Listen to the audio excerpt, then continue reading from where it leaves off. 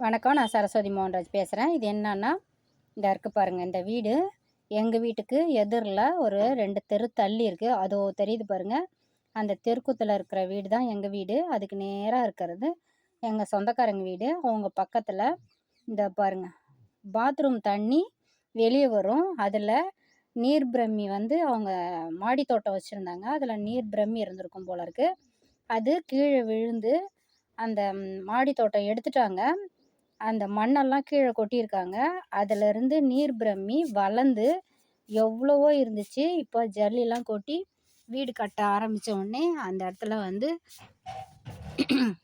இதாகிடுச்சு, நிறைய போயிடுச்சு. அதுக்கு பக்கத்தில் எங்கெங்கெல்லாம் தண்ணி போதோ, கட்டாமல் வீடு இருக்கோ அங்கெல்லாம் கொண்டு நான் கொஞ்சம் கொஞ்சம் போடுவேன்.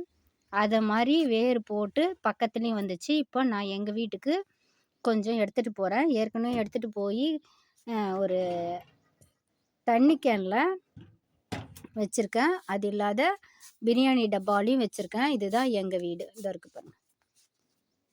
இந்த வீட்டுக்கு ஒரு 2-3 வீட்டில் வச்சுருக்கேன் நீர் பிரம்மியை வளர்கிறதுக்கு தண்ணி போகிற இடத்துலலாம். இது நான் சாப்பாடு செய்ய போவேன். அதுக்கு முன்னே எங்கள் வீட்டுக்கு எதிரில் அது கிட்டவே இருக்கும். அதுலேயும் நிறைய வளர்ந்துருச்சு. இப்போ இது என்னோடய தோட்டம். என்னோடய தோட்டத்தில் இது இருக்குது பாருங்கள், பிரியாணி டப்பா. இதில் நான் பார்சல் யாராவது கேட்டால் போடலான்னு வச்சுருந்தேன். ஒரு 3 நாள் திருப்பதிக்கு போனதுனால தண்ணி விடாத காஞ்சி போச்சு. அது இல்லாத இது இருக்குது பாருங்க. ஒரு இதுவும் அது மாதிரி தான் 3 நாள் தான் நான் தண்ணி விடாமல் திருப்பதிக்கு போயிட்டுருந்தோம். அது காஞ்சி போச்சு. இப்போது இதிலருந்து எல்லாத்தையும் கட் பண்ணிவிட்டு வேர் இருக்குது உள்ள.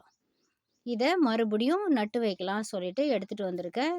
இது ஃபுல்லாக இருந்துச்சு. இந்த தண்ணி கேனில் 2 20 லிட்டர் கேனை வச்சுருந்தேன். நல்லா நிறைய இருந்துச்சு. அதுலேருந்து தான் நான் மூலிகை எண்ணெயும் பொடுகு எண்ணெய் இதெல்லாம் காய்ச்சின முட்டி வலிக்கும் இதில் போட்டிருக்கேன்.